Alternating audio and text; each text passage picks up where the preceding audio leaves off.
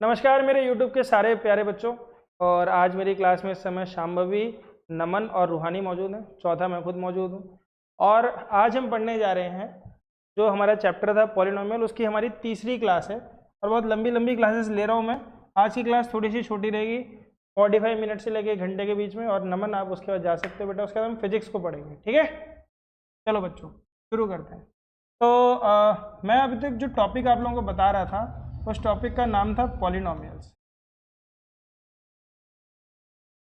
और पॉलिनोमियल्स की क्लास में अगर मैं 10 बेसिक चीज़ों की बात करूं तो बच्चों मुझे बताओ, सबसे पहली चीज़ मैंने क्या बताई थी आप लोगों से? लो पेज पलटने की शुरुआत हो गई। क्या बताई थी मैंने? एक्सप्रेशन। एक्सप्रेशन बोलते जाओ बेटा, आप फटाफट से बोलते जाओ, मेरे लिखने की रफ्तार तुम्हारे बोलने से तेज है। दूसरे नंबर पे क्या बताया था? वेरिएबल। ठीक है, एक्सप्रेशन बिना वेरिएबल के तो हो ही नहीं सकता। और जब हम वेरिएबल लिखेंगे तो उसके अंदर दो चीज़ें निकल के आती थी। एक आता था कांस्टेंट, पहले एक आता था कोफिशिएंट, और कोफिशिएंट के साथ जो अगली चीज़ आती थी निकल के वो क्या आती थी बच्चों? कांस्टेंट। कांस्टेंट के बाद हम क्या बोलते थे? क्या बोलते थे बेटा? वैल्यू। वैल्यू निकल के आती थी, जिसको हम दो तरीकों से दिखाते हैं। एक हम दिखाते हैं y के फॉर्म में, या फिर दूसरा तरीका होता है px। हम उसको एक नाम दे देते हैं, पॉलिनोमियल इन वेरिएबल x। इसका फुल फॉर्म क्या होता है? पॉलिनोमियल इन वेरिएबल x। किसी ने नहीं लिखा है तो लिख लेना, इन वेरिएबल। ठीक है। फिर छठवीं चीज क्या बोली थी मैंने उस दिन?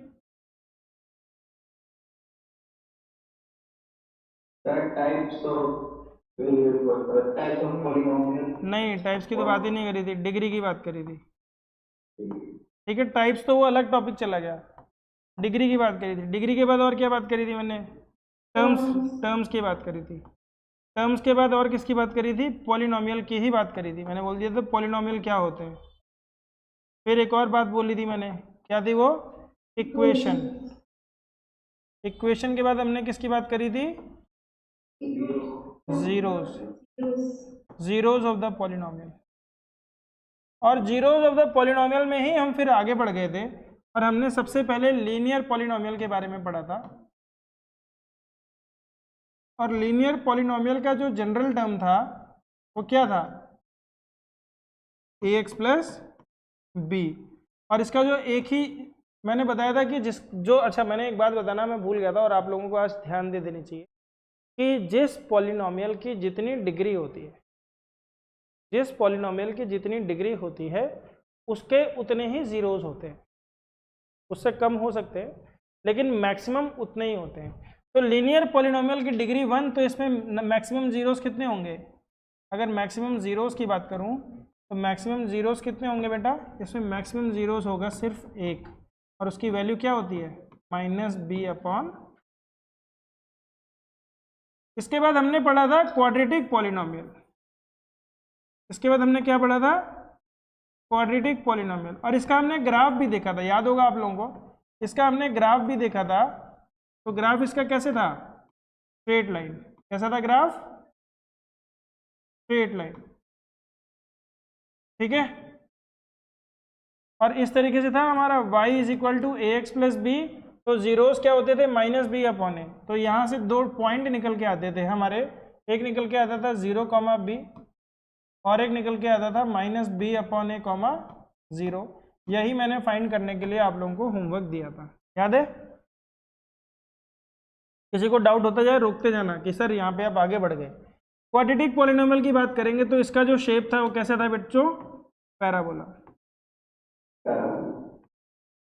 और इस पैराबोला में अगर मैं जीरोस की बात करूं तो दो जीरोस निकल के आए थे। एक था x1, जिसको हम बोलते थे -b प्लस √b² -4ac/2a। इसको हम अल्फा भी बोल सकते हैं। और एक दूसरा जीरोस था बीटा, जिसकी वैल्यू निकल के आती थी -b। अब ये तो निकाला हुआ था, बस खाली हमें -√b² -4ac divided by 2a करना था। समझ में आया? नमन बेटा आप लिखते जा रहे हो ना साथ साथ? और मेरे YouTube के प्यारे स्टूडेंट्स, आप लोगों को भी कह रहा हूँ कि आप साथ साथ लिखते जाना। ठीक है, या फिर आप पॉज करके पहले लिख लेना फिर आगे बढ़ना। रूहानी बेटा आप लिख रहे हो? Yes sir. ओके, आगे बढ़े। आज हम पढ़ेंगे relationship between zeros, relationship between zeros of quadratic polynomial। कि क्वाड्रेटिक पॉलिनोमियल्स के जो रिलेशनशिप्स होते हैं, जो जीरोज होते हैं, उनके बीच में क्या रिलेशनशिप होता है। ठीक है, उसका डेरिवेशन सभी को याद है, मैंने लास्ट क्लास में कराया था, एक बार फिर से देख लो आप लोग अगर आपको देखना है। कैसे था डेरिवेशन? हमने लिखा था ax² प्लस bx प्लस सी। रिवाइज करते जाओ फटाफट। हम इसको बोल देते थे जीरोस निकालने के लिए कि इज इक्वल टू 0, तो हम इक्वेशन को a से डिवाइड करते थे, तो क्या करते थे बताते जाओ मेरे पीछे पीछे, कौन बताएगा? क्या लिखते थे? c upon a is equal to 0। अगले स्टेप में हम क्या करते थे? अगले स्टेप में हम करते थे b अपॉन ए एक्स और c अपॉन ए को उस तरफ लेके जाते थे, तो माइनस c अपॉन ए। अगले स्टेप में क्या करते थे हम? अगले स्टेप में हम इसको लिखते थे x² प्लस यहाँ पे 2 इंटू एक्स और यहाँ पे किससे मल्टीप्लाई करते थे? b अपॉन 2a से, ताकि इसकी वैल्यू चेंज ना हो। फिर b अपॉन 2a का होल स्क्वायर कर दिया हमने इस तरफ, और b अपॉन 2a का होल स्क्वायर कर दिया इस तरफ भी, माइनस c अपॉन ए, ताकि हम यहाँ पे एक परफेक्ट स्क्वायर बना पाए। तो यहाँ पे हमारा परफेक्ट स्क्वायर बना x plus b upon 2a का होल स्क्वायर, और यहाँ पे हमारा बना b² माइनस 4ac, जब हम इसको सॉल्व करेंगे, डिवाइडेड बाई 4a²। यहाँ से हमने स्क्वायर रूट्स लिया दोनों तरफ, तो हमारे पास आ गया x plus b upon 2a is equal to plus minus under root b² minus 4ac upon 2a। इसी चीज़ को हम इक्वेशन के उस तरफ लेके गए, तो x is equal to 2x आए हमारे, minus b plus minus under root b² minus 4ac upon 2a।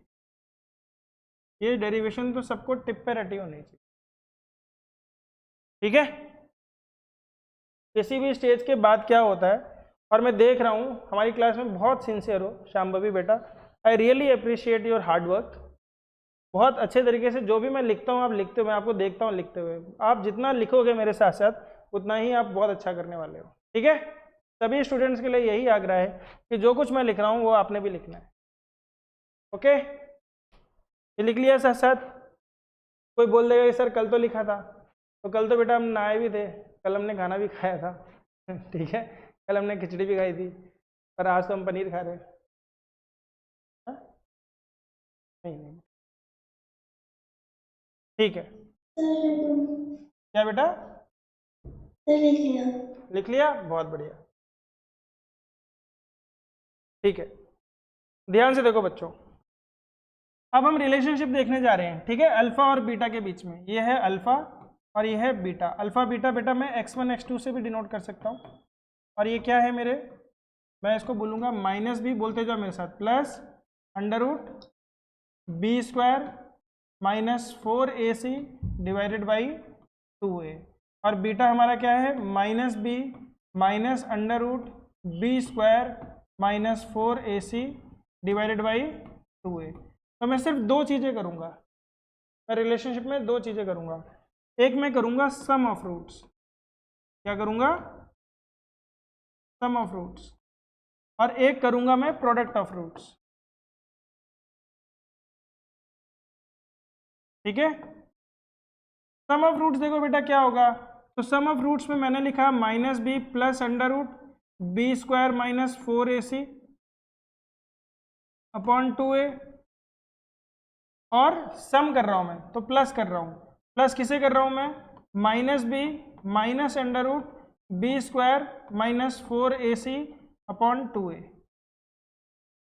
ठीक है, ध्यान से देखो बच्चों, प्लस ऑफ माइनस माइनस ही होता है, और प्लस ऑफ माइनस माइनस होता है। ये प्लस है, ये माइनस है, ये दोनों कैंसिल हो जाएंगे, हो जाएंगे। तो बेटा इन दोनों को जब मैं ऐड करूंगा तो क्या बन जाएगा मेरा? माइनस 2b अपॉन 2a, 2 से 2 कैंसिल हो जाएगा, मेरा आंसर आएगा माइनस b अपॉन a। पहला सम ऑफ रूट्स क्या होता है? अगर मैं कभी भी आप लोगों से पूछ लूँ sum of roots in a quadratic polynomial, पहले तो ये बताओ कि ये स्क्रीन तुम लोगों को ढंग से दिखाई दे रही है? पक्का? ये व्हाइट बैकग्राउंड में ग्रीन कलर दिखाई दे रहा है ना? नहीं, मैं बैकग्राउंड चेंज कर सकता हूँ क्योंकि मेरी शर्ट भी व्हाइट है, ये भी व्हाइट है, कहीं तुम कंफ्यूज ना हो जाओ कि मैं शर्ट पे तो नहीं लिख दे रहा हूँ, ऐसा तो नहीं हो रहा है? नहीं तो मैं इसको ग्रीन या फिर वो ब्लैक करके फिर उस पर लिखना शुरू कर दूँ। ठीक है, तो लिख दो इसको, पहले माइनस बी अपॉन ए लिख डालो।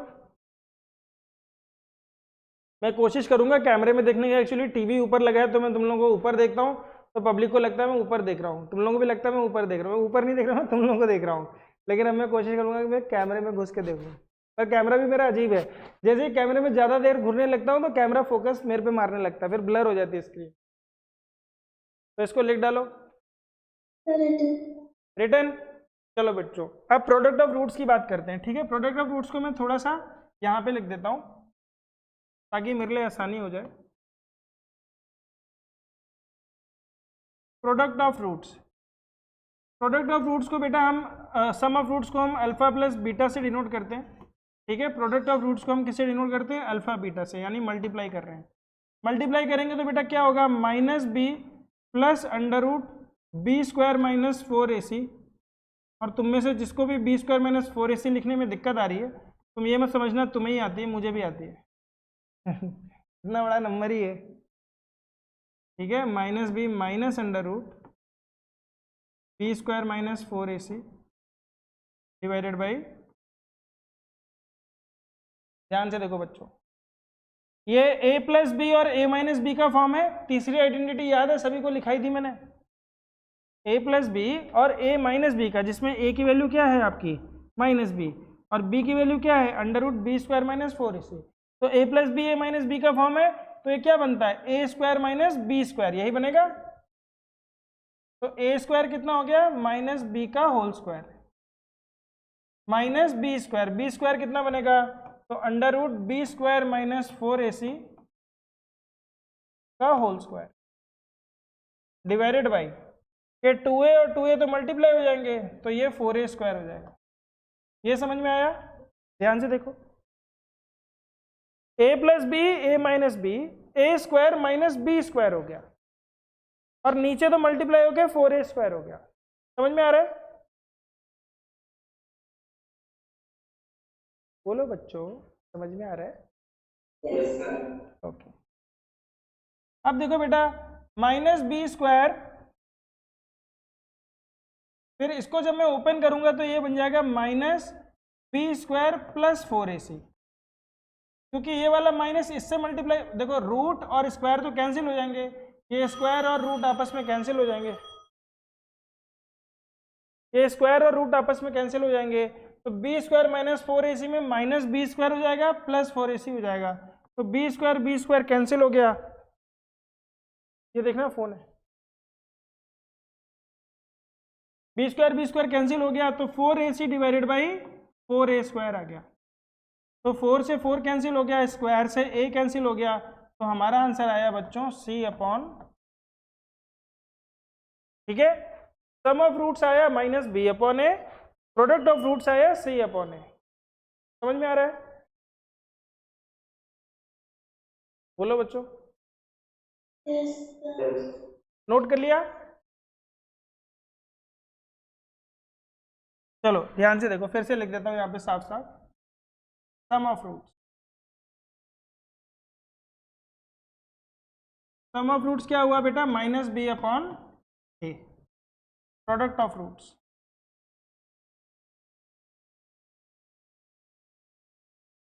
प्रोडक्ट ऑफ रूट्स क्या हुआ? c upon a. कब हुआ? जब हमारी क्वाड्रेटिक पॉलिनोमियल था ax square plus b x plus, यहीं से तो शुरुआत करी थी हमने। जब भी quadratic polynomial ax square plus b x plus c होता है, जब भी हमारा quadratic polynomial ax square plus b x plus c होता है, ठीक है, तो प्रोडक्ट ऑफ रूट्स क्या हो जाएगा? c अपॉन ए, और सम ऑफ रूट्स क्या हो जाएगा? Minus b upon a. समझ में आ रहा है सभी को? ठीक है, तो अगर मैं यहां से तुमसे पूछूं, तुम्हें प्रोडक्ट ऑफ रूट्स और सम ऑफ रूट्स निकालने के लिए रूट निकालने की जरूरत है क्या? मैंने क्वाड्रेटिक पॉलिनोमियल दे दिया आपसे 2x² प्लस 6x प्लस 9 और मैं पूछूंगा सम ऑफ रूट्स बताओ क्या है, तो क्या आएगा आंसर बताओ? ये क्वेश्चन है, आंसर बताओ फटाफट, इतना टाइम नहीं है। 10 - 6/2 हाँ -3 कितना हो गया? -3। प्रोडक्ट ऑफ रूट्स बताओ कितना हुआ? 9/2। वेरी गुड, 9/2 कितना हो गया? 9/2 ही हो गया। ठीक है, तो अगर मैं तुम्हें प्रोडक्ट ऑफ रूट्स और सम ऑफ रूट्स दे दूं तो क्या तुम क्वाड्रेटिक पॉलिनोमियल बना लोगे? क्वाड्रेटिक पॉलिनोमियल से आपने सम और प्रोडक्ट निकाल लिया, तो सम और प्रोडक्ट दे दूंगा तो क्वाड्रेटिक पॉलिनोमियल बना लोगे? Yes sir. चलो बनाओ फिर।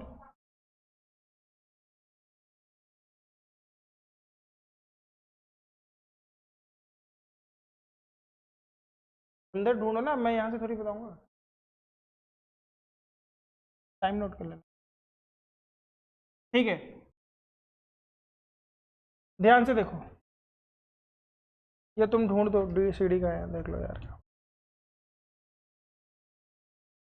नीचे होगी या तो फिर या अंदर होगी। तो बेटा मैंने आपसे बोला sum of roots is equal to 6, product of roots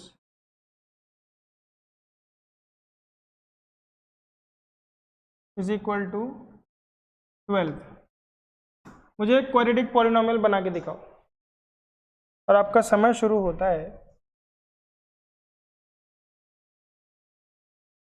अब। टाइम है मात्र 1 मिनट। 1 मिनट के अंदर आप लोगों को क्वाड्रेटिक पॉलिनोमियल बनाना है। 1 मिनट से भी कम समय लगता है। बताओ बेटा। Is it x² - 6y + 12? ये बना है आपका, बहुत बढ़िया, शाबाश। तुम्हारा कोई बना? शाम भी यही बना दिया सेम? अरे बेटा सेम नहीं बनाना है, थोड़ा सा अलग बनाओ। क्या करोगे इसको? 2 से मल्टीप्लाई कर दो, क्या बन जाएगा? 2x² - 12x plus 24। और क्या बन जाएगा? 3x² - 18x plus 36। समझ में आ रहा है कि नहीं आ रहा? प्रोडक्ट ऑफ रूट्स और सम ऑफ रूट्स अगर पता हो तो क्वाड्रेटिक पॉलिनोमियल मिल जाएगा।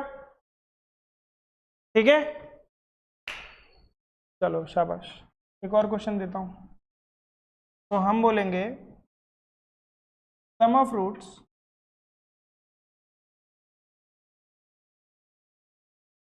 Is equal to -7/2,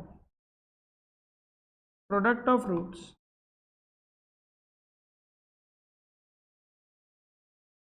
is equal to 28। बताओ क्वाड्रेटिक पॉलिनोमियल क्या बनेगा? और आपका समय शुरू होता है। चलिए, किसने बना लिया बताओ? 2x² - 7x + 20 plus 28। बेटा 2x² - 7x प्लस 28 तो नहीं बनेगा। x² minus 28 × 2। और ये प्लस 7/2 बनेगा बेटा। 7/2 कैसे? बेटा सम ऑफ रूट्स क्या होता है? -b/a। सम ऑफ रूट्स क्या होता है? -b/a। तो b क्या हो जाएगा तुम्हारा? अगर a को तुम 1 रख दोगी तो b कितना हो जाएगा तुम्हारा? 7/2। जो भी यहाँ सम ऑफ रूट होता है उसका नेगेटिव नंबर यहाँ पे होता है। ठीक है, पिछले वाले में देखो सम ऑफ रूट यहाँ पे 6 था तो यहाँ नेगेटिव नंबर बना था ना, तो इस वाले में ऐसा क्यों नहीं हुआ? मैं भी हूँ कर देता हूँ। तुम्हारा आया? हमारे नमन राघव बताओ। रूहानी बेटा यही सेम निकाल दिया तुमने भी।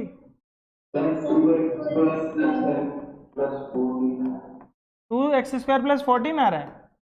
नहीं sir 7x plus 40 7x plus 56 14 क्यों आएगा? 56 आना चाहिए मेरे ख्याल से। तो मेरा यही हो जाएगा 56 आएगा, 14 क्यों तो आएगा? 28 से मल्टीप्लाई करते 56 आएगा। समझ में आ रहा है सभी को? नमन बेटा आपका आ नहीं रहा है? देखो बेटा करते कैसे हैं। तो हम ऐसे लिखते हैं सम ऑफ रूट्स। करने का तरीका देखो, एग्जाम में मार्क्स कैसे मिलेंगे। Sum of roots is equal to minus b upon a is equal to minus 7/2 करोगे आप, ठीक है। फिर आप लिखोगे product of roots, product of roots is equal to c upon a is equal to क्या कर दोगे 28। फिर नीचे क्या लिखोगे, if A is equal to 1, ये अज्यूम करोगे। इफ ए इज इक्वल टू 1 तो यहाँ से आ जाएगा आपका b is equal to 7/2, c is equal to 28। तो आपकी जो इक्वेशन बनती क्या बनती वो ax square plus bx plus c, यही बनती है इक्वेशन, नहीं पॉलिनोमियल। तो a की वैल्यू तो 1 है, तो हमने बोला 1x स्क्वायर प्लस b की वैल्यू कितनी आ गई 7/2x प्लस c की वैल्यू कितनी है 28, और इसको हम मल्टीप्लाई करते हैं लैम्डा से, तो ये हमारी इक्वेशन बनती है। लैम्डा एक कांस्टेंट है जिसकी कोई भी वैल्यू हो सकती है। लैम्डा एक कांस्टेंट है जिसकी वैल्यू 2 कर दोगे तो 2x स्क्वायर प्लस 7x, 2 से 2 कैंसिल हो जाएगा, प्लस 56 आ जाएगा। समझ में आ रहा है? 14 तो नहीं आएगा बेटा। नमन समझ में आया बेटा? Yes sir. रूहानी बहुत अच्छा कर रहे हो, शाम्बा भी बहुत अच्छा कर रहे हो, नमन आप भी बहुत अच्छा कर रहे हो, पर कोशिश करो और अच्छा करो, ठीक है। चलो, तो इस तरीके के सवाल तो तुम्हारे हो ही गए। अब हम एक नई चीज समझने की कोशिश करते हैं, नेचर ऑफ रूट्स। क्या समझने की कोशिश करेंगे? Nature of roots. तो नेचर ऑफ रूट्स को समझने के लिए हम सबसे पहले एक चीज देखते हैं बेटा कि हमारा फॉर्मूला क्या है। फिर से देख लो एक बार, minus b plus minus under root b square minus 4ac divided by 2a, यही है हमारा nature of roots. Nature of root नहीं, यही हमारे रूट्स है। दोनों रूट्स हमारे क्या हैं? यही है, minus b plus minus under root b square minus 4ac upon 2 है। अब यहाँ पर मुझे ये तकलीफ दे रहा है, तो आप लोगों को समझना पड़ेगा सबसे पहले कि बी स्क्वायर माइनस 4ac का दूसरा नाम होता है बच्चों डिस्क्रिमिनेंट। क्या नाम होता है?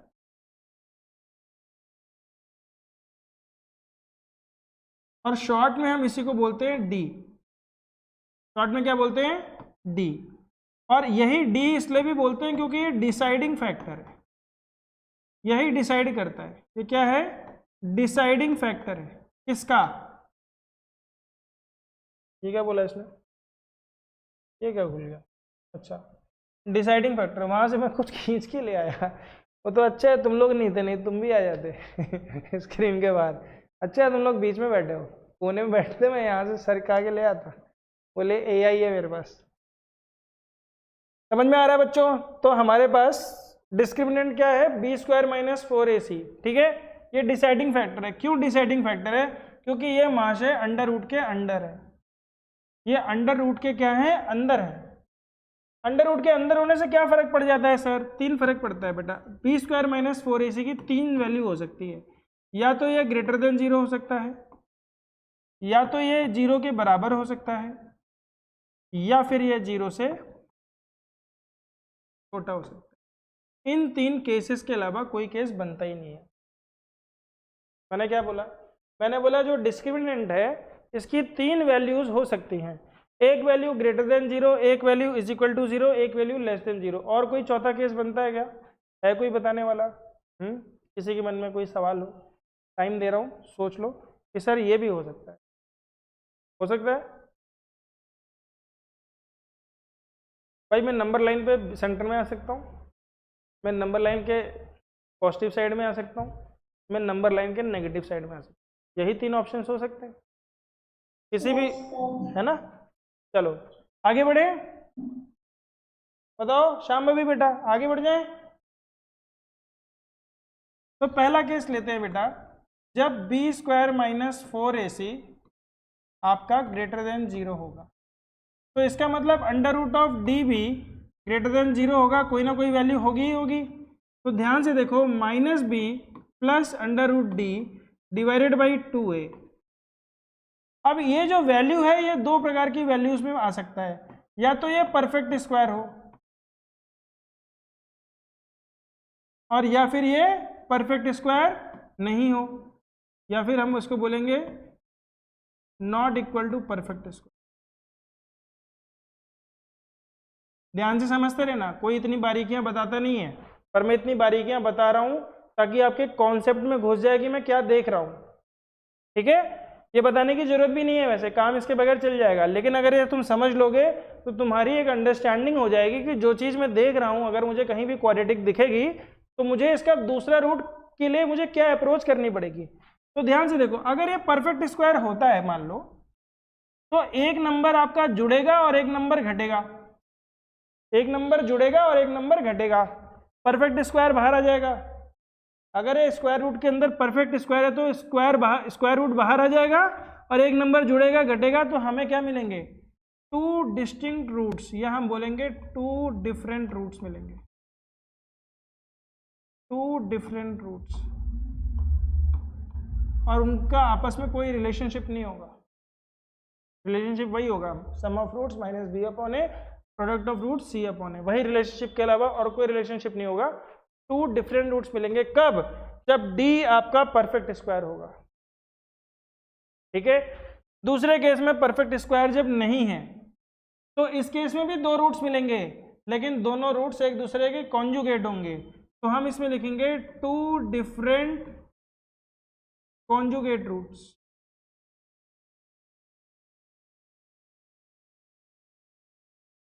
अब आप बोलोगे सर कॉन्जुगेट क्या होता है, देखो मुझे भी नहीं पता है, पर मैं तुम्हें वैसे ही अपने मन से समझाने के लिए बता देता हूँ। ठीक है, कॉन्जुगेट क्या होता है, जैसे मैंने लिखा बेटा x + 2, तो मैंने एक नंबर लिख दिया x - 2, तो मैंने बोला कि बेटा ये कॉन्जुगेट है। ठीक है, जो हम करते थे रैशनलाइज करने के लिए, याद है, रैशनलाइज करते हैं अगर डिनोमिनेटर को तो इसी से मल्टीप्लाई करते हैं। तो अगर आपके सामने एक नंबर आ गया, जैसे किसी ने बोला कि एक रूट है 2 + √3, तो मुझे बताओ दूसरा रूट क्या होगा उसका, क्या होगा, अगर एक रूट तो क्या होगा दूसरा रूट, क्योंकि भैया √3 तो यहीं से निकला होगा, इसी की वजह से तो रूट आया होगा, तो वही माइनस होता है, बाकी तो सब सेम रहता है। समझ में आ रही है वाली बात, बोलो बच्चों, समझ में आ रही है वाली बात। तो एक रूट अगर 2 + √3 है तो दूसरा रूट 2 - √3 है, लेकिन अगर कोई एक रूट बोल दे 4 है तो दूसरा निकाल सकते हो, नहीं निकाल सकते, उसके लिए फिर आपको -b अपॉन ए या फिर c अपॉन ए वाले तरीके से निकालना पड़ेगा। समझ में आ रही है बात। तो ये हो गया पहला केस। दूसरा केस है b² - 4ac जब 0 के बराबर है। तो अगर बेटा अंडर रूट के अंदर 0 घुस गया तो उसकी वैल्यू तो 0 ही हो गई, यानी ना तो कुछ जुड़ेगा ना तो कुछ घटेगा, तो हम यहां पे बोलेंगे इक्वल रूट्स। क्या बोलेंगे, इक्वल रूट्स। और दोनों रूट्स क्या होते हैं, -b अपॉन 2a, 29 नहीं है, दोनों रूट्स क्या हो जाएंगे, -b अपॉन 2a। समझ में आ रही है बात। या तो दो डिफरेंट रूट मिलेंगे, ठीक है, या दो डिफरेंट रूट्स मिलेंगे कॉन्जुगेट के रूप में, एक पॉजिटिव एक नेगेटिव, और या फिर आपको मिलेगा एक माइनस, या दोनों रूट्स इक्वल हो जाएंगे। कब हो जाएंगे, जब b² - 4ac 0 हो जाएगा। तीसरा केस ये लिख लिया, रूहानी बेटा लिख लिया आपने, ठीक है। तीसरा केस देखो बेटा, तीसरा केस बहुत ही इंपॉर्टेंट है। क्या है, b² - 4ac जब <0 हो, तो अंडर रूट के अंदर नेगेटिव वैल्यू आ जाएगी, और अंडर रूट के अंदर नेगेटिव वैल्यू हम लोग 11th में पढ़ते हैं। तुम्हारे में कॉम्प्लेक्स नंबर तो नहीं होगा मेरे ख्याल से, ICSE बोर्ड वाली हमारी शांभवी देवी, आपके स्कूल में कॉम्प्लेक्स नंबर नहीं पढ़ाया गया ना, बच गया।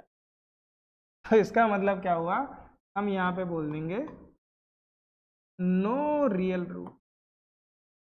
ठीक है, जब आप लोग 11th में पहुंच जाओगे कॉम्प्लेक्स नंबर पढ़ना तसल्ली से, फिर वहाँ पे इसके भी रूट्स निकालना। लेकिन अभी 10th में जो हमारी औकात है उस औकात के हिसाब से हम बोलेंगे कि भैया इसका रूट नहीं एग्जिस्ट किया जाएगा। आ रही बात समझ में? अब देखो ग्राफ कैसे कैसे बनता है, तीनों का ग्राफ दिखा देता हूँ। पहले वाले का ग्राफ कैसे बनता है बेटा, मान लो ये एक्स और वाई एक्सिस है, जब दो रियल रूट्स निकलते हैं तो हमारा ग्राफ ऐसे होता है। तो एक रूट यहाँ पे हो गया, एक रूट यहाँ पे हो गया, ठीक है। जब दोनों रियल रूट्स बराबर होते हैं, जब दोनों रियल रूट्स बराबर होते हैं तो ग्राफ सिर्फ एक्स एक्सिस को टच करके निकल जाता है और दोनों रूट्स एक ही जगह पे पाए जाते हैं यहाँ पे, ठीक है। और जब कोई रियल रूट नहीं होता तो बच्चों हमारा ग्राफ कैसा होता है, हमारा ग्राफ ऐसा होता है, यानी ये इसको टच ही नहीं करता है।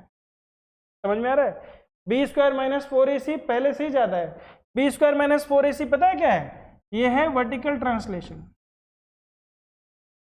ये क्या है, याद आ रहा है वर्टिकल ट्रांसलेशन जो बताया था उस दिन? ये क्या है, यही है बी स्क्वायर माइनस 4ac। भैया ग्राफ को ऊपर ले गया, बोला भैया तुम्हारी औकात कभी जीरो हम लाने नहीं देंगे, वाई एक्सिस में तुम कभी जीरो बन ही नहीं सकते, तुम कितना भी एक्स ले जाओ बेटा तुम ऊपर ही रहोगे। तो जो रूट्स होते हैं असल में, रूट्स क्या होते हैं, रूट्स वो वैल्यूज होती हैं एक्स की जो इस ग्राफ को इसको जमीन पे ले आता है। उसने बोला भैया हम जमीन वाले हैं ही नहीं, हमारा घर चौथे मल्ले पे बना है, हम वहीं रहेंगे, हमारा बी स्क्वायर माइनस 4ac कम है, हम है नेगेटिव लेकिन दम है भैया, हम रूट ना देंगे तुमको, हमारी जड़ें तुम नहीं खोद पाओगे क्योंकि हम तो चौथे मल्ले पे अंबानी के मल्ले पे रहते हैं, हमारी जड़ें बहुत गहरी हैं, तुम नहीं निकाल पाओगे हमारा रूट्स। समझ में आ रही है बात? रूहानी बेटा समझ में आ रहा है? Yes sir. बहुत बढ़िया, ठीक है। अब हम चलते हैं उस चैप्टर की तरफ।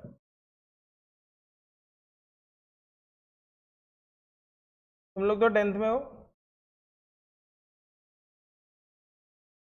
आई होप कि ये बुक तुम लोगों की हो। हाँ ये बुक तो तुम ही लोगों की है। अरे बाप रे इतने सारे pages.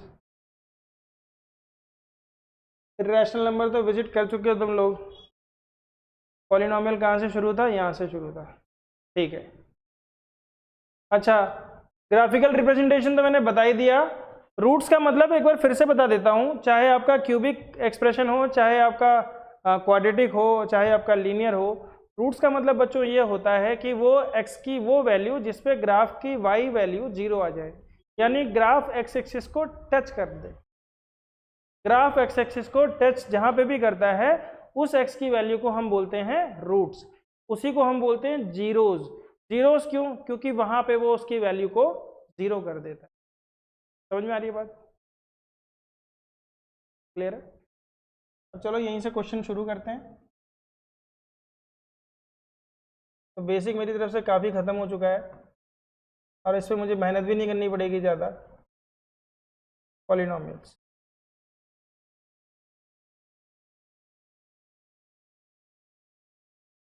Geometrical meaning of zeros of the polynomial. Geometrical meaning क्या है बेटा?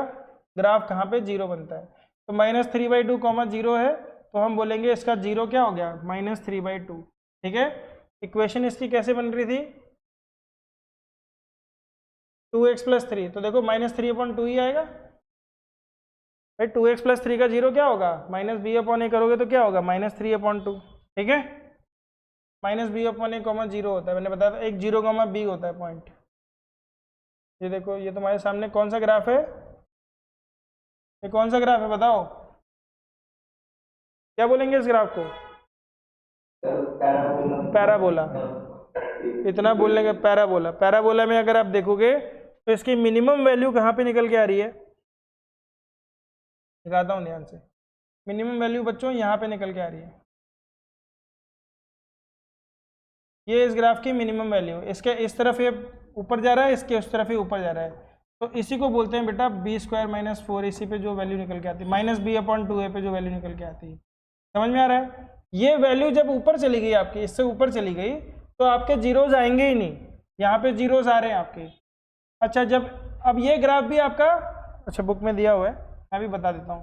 तो जो पैराबोला होता है बेटा वो आपके कितने प्रकार से हो सकता है उसको देखते हैं बेटा।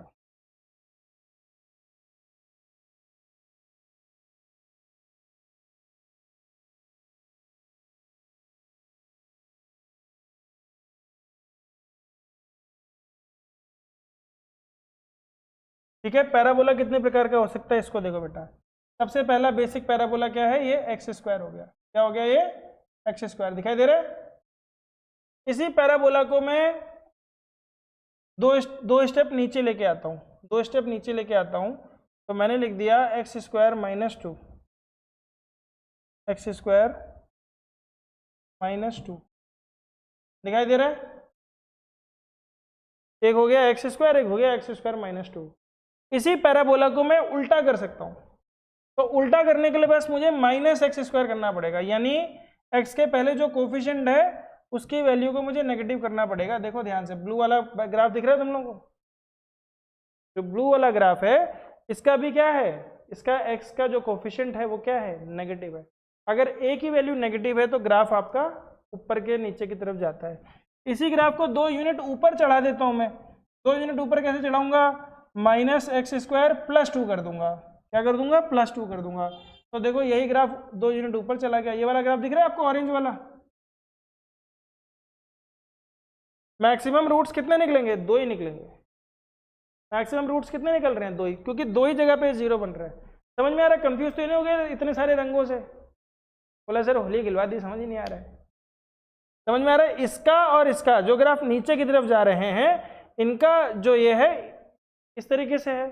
अब सोचो ध्यान से, मैंने आपसे एक ग्राफ और बनवा देना है, इतने में तुम लोग थोड़े से कंफ्यूज हो जाओगे।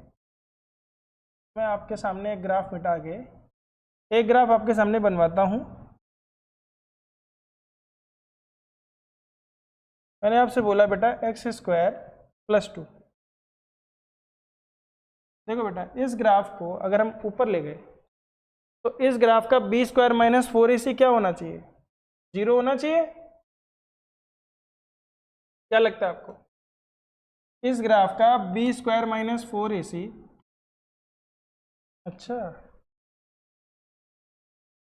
इस ग्राफ का बी स्क्वायर माइनस 4ac, ये आपका लेस देन 0 होना चाहिए कि नहीं होना चाहिए। Yes, sir. इस ग्राफ की इक्वेशन क्या है आपकी, एक्स स्क्वायर प्लस 2, यही है। इसमें ए की वैल्यू कितनी है, 1, बी की वैल्यू कितनी है ही नहीं, बी 0, सी की वैल्यू कितनी है 2, तो बी स्क्वायर कितना हुआ 0 स्क्वायर माइनस 4 ए 1, सी हो गया 2, क्या वैल्यू आ गई -8। -8 लेस देन 0 हुआ कि नहीं हुआ, क्योंकि b square minus 4ac less than 0 हुआ, तो इस ग्राफ का रूट निकल रहा है, नहीं निकल रहा। समझ में आया, बोलो समझ में आया कि नहीं आया। Yes sir. अच्छा, ऐसे एक दूसरा ग्राफ बनाता हूँ तुम्हारे सामने। मैंने बनाया माइनस एक्स स्क्वायर और -2, ठीक है। ये ग्राफ देखो नीचे चला गया, तो इसका कलर चेंज कर देते हैं। ये ग्राफ नीचे चला गया, ठीक है। ध्यान से देखो इस ग्राफ का, अगर मैं बोलूँ ये ग्राफ क्या है बेटा, तो ये ग्राफ है आपका minus x square -2। Minus x square क्यों है, -1 बता रहा है कि इस ग्राफ का मुंह नीचे की तरफ खुला हुआ है, -2 मतलब ये 2 यूनिट नीचे की तरफ चला गया है, ठीक है। तो अब इसका बी स्क्वायर माइनस 4ac क्या होगा, लेस देन 0। बी देखो, ए की वैल्यू कितनी है बच्चों इसमें -1, बी की वैल्यू कितनी है 0, सी की वैल्यू कितनी है -2। तो बी स्क्वायर माइनस 4ac की वैल्यू देखो क्या बनती है, तो बी स्क्वायर हो गया बेटा 0 -4 इंटू ए कितना है -1, सी कितना है -2, तो minus into plus minus, plus into minus minus, तो आंसर हो गया -8। इसमें भी नेगेटिव आ गया कि नहीं आ गया। जब भी बी स्क्वायर माइनस 4ac आपका नेगेटिव होता है, जब भी B square minus 4ac negative होता है, आपका ग्राफ एक्स एक्सिस को टच ही नहीं करता है।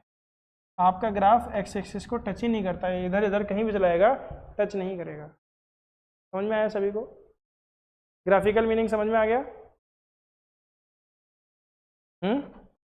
Yes sir. चले वहाँ पे वापस, चलो हमें तो बुक पे जाना था ना, ये रही बुक। तो अगर कोई पूछे इसके कितने ग्राफ, कितने इसके सोल्यूशन निकलेंगे, 2, एक ये रहा 4,0, एक -1,0। आगे बढ़ते हैं बच्चों। इस ग्राफ में अगर कोई पूछे ए की वैल्यू क्या है तो आप बोलोगे ए की वैल्यू नेगेटिव है, क्योंकि ग्राफ नीचे की तरफ ओपन हो रहा है।